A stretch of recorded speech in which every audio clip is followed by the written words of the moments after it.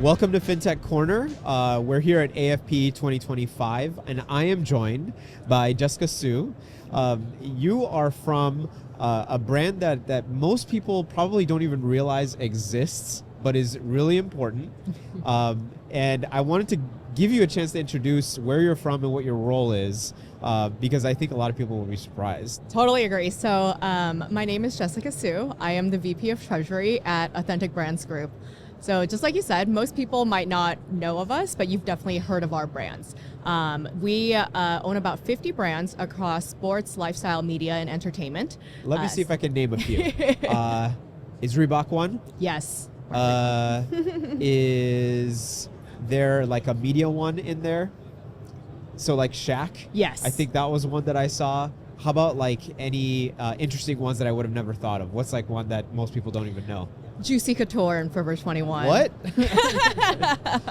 bringing back the millennial vibes. So all kinds of different brands. Yes. That's so interesting. Yes. So with that kind of complexity, like what does that mean in terms, like how do you manage all of that? So I'm assuming these are brands that you acquire, and it's like an aggressive acquisition strategy every single year. So how do you keep up with all of that? Yeah, so simply put, we're a M&A shop. Okay. We don't develop any brands in-house. We acquire brands, such as like Reebok champion, David Beckham, Shaquille O'Neal, like you mentioned, and we grow those brands through our partner network. So we have a licensee network of about, call it 1,900, and we're in about, our licensees are in about 150 countries. Whoa. So we acquire anywhere between 2 to 4 brands a year, and these acquisitions just become bigger and bigger. So very recently, we acquired Dockers, and we've entered in a definitive agreement to purchase a majority stake in Guess in a take-private transaction. Wow. So the company's been around for about 15 years, and I joined earlier in the year as the first dedicated treasury hire. So it's a very interesting, opportunity and company to be a part of. Yeah. And like I said, it's really just we're the powerhouse behind what most people are wearing on a daily basis, and many of them don't even know that we're behind it.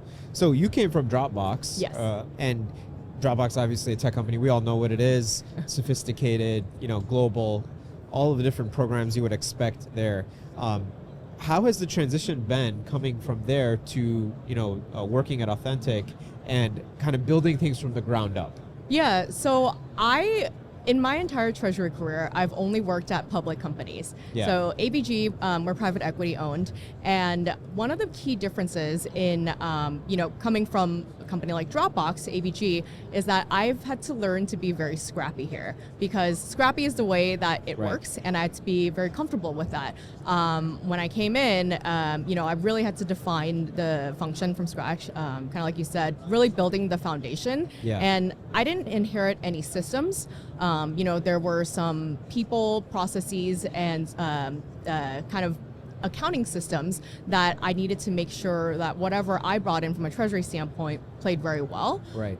So it's a very interesting opportunity, because it's not often that you get to build a function from the ground up. Absolutely. And at a company as cool as ABG. And a complex one. It sounds like international in terms Yep. of banks, lots of banks, lots of different entities, complexity in terms of how they're all run, sophistication in terms of how maybe allocation, pooling, things like that are going on. What has it been like to kind of not have a safety net coming in and having to define all of it? And what were your priorities kind of out of the gate, especially from a technology perspective? Yeah, so I think navigating change through ambiguity is a key one for this year. We have about 100 bank accounts scattered, and most of it is with one banking partner. However, we have another banking partner where that's managed out of the UK. So from a cash consolidation visibility standpoint, there was really no one place as a source of truth. Right. And for me, it was key to make sure that I brought in a solution that can piece all these data together effectively. You kind of have data sitting in the UK, you have data sitting in the US, and the systems weren't really talking to each other, and the processes were very disoriented.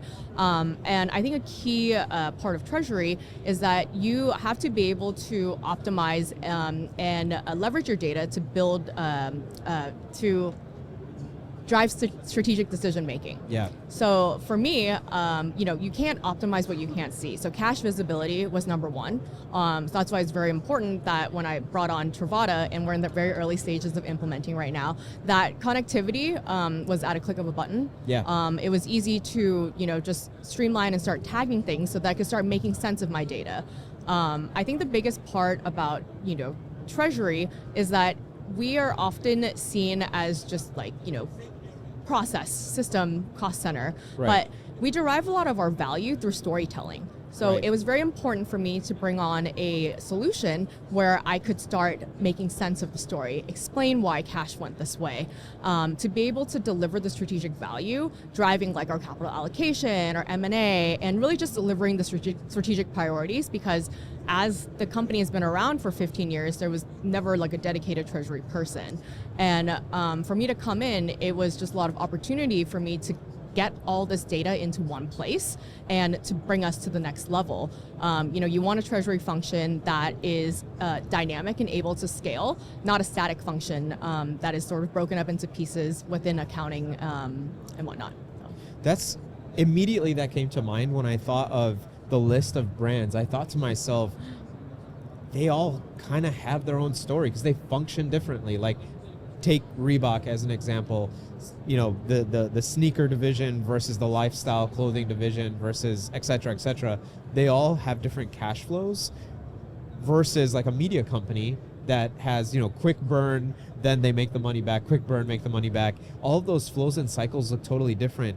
And I've been curious, as you've been bringing Trovata to life, what does that storytelling look like? Is it an analytics kind of mindset, or is it more kind of making sense of flows through labeling and things like that? Maybe more so the latter, but to take it a step back, we generate our revenue through guaranteed minimum royalties. So that's based on a percentage of projected revenue from both like retail and wholesale distributors. So cash flow is pretty predictable. We get paid on a quarterly basis. There are some variabilities related to projects. We also own David Beckham brand and Shaquille O'Neal, and Shaq obviously has his DJing business, DJ Diesel. And also recently we launched Authentic Live, which is focused on hospitality and live events. So because we own Sports Illustrated, and that's also very like events driven. Right. Sports Illustrated, we host events at like F1, Kentucky Derby, Super Bowl, etc. Yeah. So that's where kind of the variability comes in, is more so on like the entertainment and live event side. But going back to what you said about like the different brands, like although they appeal to different masses, the way that our company functions is that we're effectively an IP licensing company. So we just get the revenue coming in, and we have very strong cash flow. We don't own any inventory or stores. That's not part of our business, and we rely on our licensees to operate. So I would say that I'm really just making sense of the cash flow and the data to be able to explain and maybe go back into licensees and who has been paying us on time, and be able to have a good dashboard to categorize these flows. So like I said, the business is very simple, but it is kind of like the deal making piece that is more complex. As I mentioned before, it's like two to four acquisitions a year. We've primarily financed it with a mix of debt and just cash. We generate a lot of free cash flow, and we use it towards M&A. I love the storyteller aspect of that. That phrase is super interesting because I've heard different mindsets kind of come through the podcast booth. Yesterday, for example, one of the folks referred to themselves as an architect, and I'd never thought of that. Putting in business systems and different processes and things like that. You use storytelling, and I think that that's also a super interesting way to describe your role. In your organization and kind of wider within finance, how has storytelling driven kind of different aspects of strategy? Like whether it's, better visibility in cash, but then maybe also how all these systems talk to each other and how other organizations can take advantage of what you're doing, whether it's accessibility to bank data or whatever it might be. Yeah, I think like the democratizing of bank data is something that is often talked about, and with API connectivity, it's pretty instant. For me, in terms of the storytelling piece, it's really making sure that the solution that I brought on plays very well in the ecosystem. Yeah. So, as I've joined about 9 months ago, a big part of my role has been stakeholder alignment. So I work a lot with FP&A, accounting, and IT. And our teams right now are going through a finance transformation. For me, I wanted to make sure that the solution I brought on could plug in very well and like talk to the ERP and like talk Right. to the FP&A planning system so that we can all have a cohesive story to tell as we, communicate our messaging, to the outside. Absolutely. And I think another thing that's been interesting just listening to the showroom floor is how important AI is to this whole story as well. It's disruptive for sure, Yeah. but it's also exciting in a few different ways. I'm curious, how has AI been incorporated in the conversations that you're having with your leadership, and how has kind of the experience of Treasury been improved through the use of AI, if at all yet? Yeah, so I will say that we as a company are trying to position ourselves as a AI first licensing platform. So Interesting. it really starts from the top down, and we've had executive decision to really have each team come up with AI use cases. So one of the things that I did when I first joined ABG was that I built a treasury roadmap that really identified, the current state and what my future state is and how do I get there. And within that, I also layered in AI use cases because, as you're aware, treasury oftentimes we have a lot of mundane recurring tasks that you can automate away so that we can really become a strategic value add.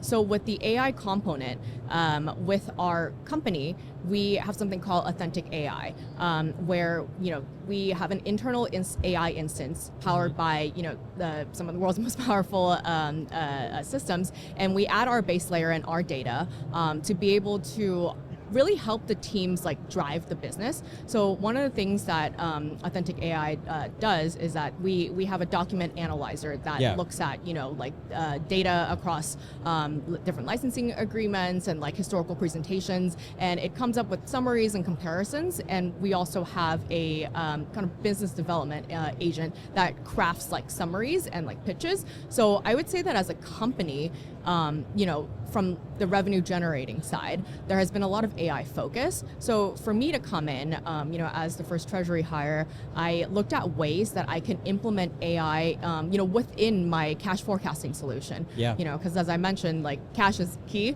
In having that visibility gives me a lot of power to be able to be a part of the strategic decision making. So as I layered on my treasury system, Trovata, I made sure that it both plugged into my other systems and had AI capabilities to help kind of support that overall company AI initiative. So one of the things that has come up a few times is this idea of agentic systems versus conversational kind of AI systems. And on the Trovata system right now, we have obviously the ability to chat with Trovata AI. You get all of the benefits of ChatGPT inside of an environment that is secure. And it's been exciting. It's been available for almost 3 years now. And the one thing that is missing in that kind of whole mindset of AI in Trovata is, why can't I just let it go? Why can't it just be an agentic system that is going and taking the things that I'm asking it every day, and instead just go do it? Go look at all of our transactions and monitor for fraud. Go look at all of the different balances and figure out, do we need to make some wires at the end of the day in order to kind of meet all of our cash position requirements? And I'm curious, is that kind of the future that you're hoping to see develop over the next few years? Yeah, so coming out of my presentation or my conversation earlier, there was someone who asked me whether or not I wanted my forecasting to sit within the system, or was I still planning on using Excel? And, I have a very audacious goal of wanting to keep it in the system. Yeah. And, I've been pretty optimistic with some of the capabilities so far. But I guess going back to your point of like, can I just let it run? I think at the end of the day, the answer is no. And there's been a lot of, kind of maybe scary noise about like AI replacing jobs, et cetera. I think AI only empowers us to make smarter decisions. Right.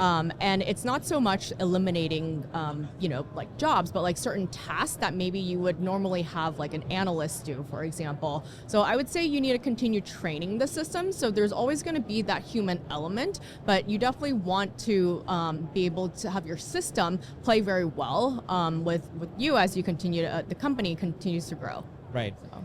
In the kind of the wider agenda, at the company level to integrate AI systems, has the topic of data and how the data that you currently manage, in your case, kind of being the bank relationships and all of that, has that come up as an important aspect of integration, kind of feeding the rest of the company and doing kind of the work of centralizing that information? And how has that come up, if at all?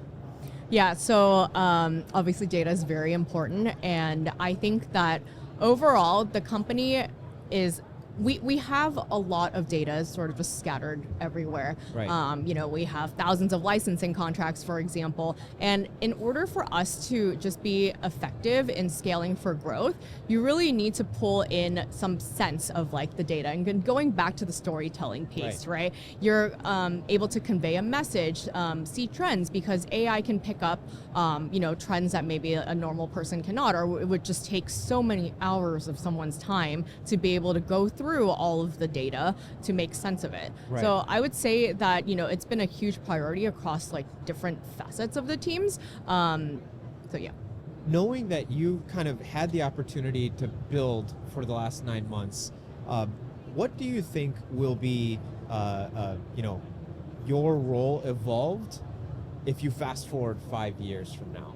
Knowing that you hit all of the little milestones on your roadmap, execute on every single one of them, what do you think your role will look like given that new position? And what does technology do, and what kind of role does it play in that future? So I think at the end of the day, as a treasury person, you're always solving problems, and I want to be in a position where people partner with Treasury for strategic thought leadership on what this means if we were to open a bank account in a different country. Right. What if it means if we suddenly have these cash flows in different currencies that we normally do not collect in?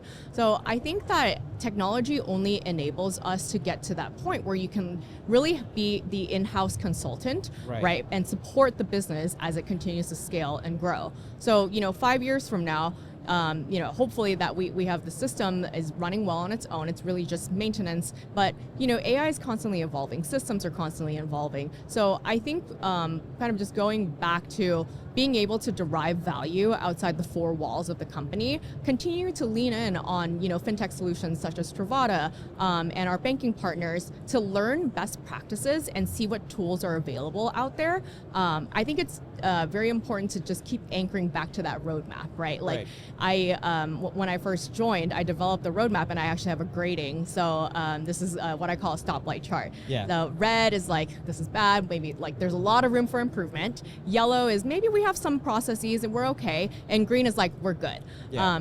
In that 5-year time frame, I'm hoping that most things are green, nothing is red, and maybe you have some things that are yellow, but continue to have conversations with people and be open to different ideas on what your end state should look like.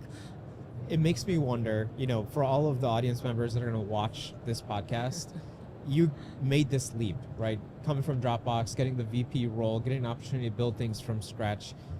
If I were to pressure you into condensing all of your wisdom into one kind of piece of advice that you could give anyone that's watching this podcast, what would it be?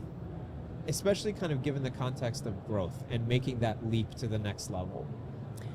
I would say have frequent check-ins with yourself and evaluate, what you would like to do, identify that end goal, and, have check-ins. Is this what I'm looking for in my next role, for example? So for me, I've always loved building things, and to be able to build something from scratch and have that impact was key. And I think a lot of times we may also consider am I ready for this, right? Things will come up and it's maybe not a good time, but it's never the right time. It's just what you make of it. And I think a big part of it is just taking that leap and just going with your gut. Because a lot of times you have like this doubt of like, okay, is this gonna work out? Or if this project is gonna work out, for example, and be okay to just take risks, calculated risks, right? And just trust that things will work out, with good intent. But like I said, just making sure that you've identified, is this what I want to do? If it is, then yes, you're going to make it happen. Last question. I leave it for last just in case. I have to ask, what's your favorite brand out of the My portfolio? favorite brand? Yeah. I think it has to be Reebok. Nice. I wear these shoes like almost every single day. I don't know if you can see. But, I think Reebok is definitely having its moment. So it really is. We actually co-produced the Power Moves with Shaquille O'Neal. So it's a Netflix special. So if you haven't seen it, I would encourage you to watch that. I'm about to look it up right after this podcast. Jessica, thank you so much for your time. This was awesome. Thank you for having me. Thank you again. This has been an episode of Fintech Corner. We'll see you guys next time.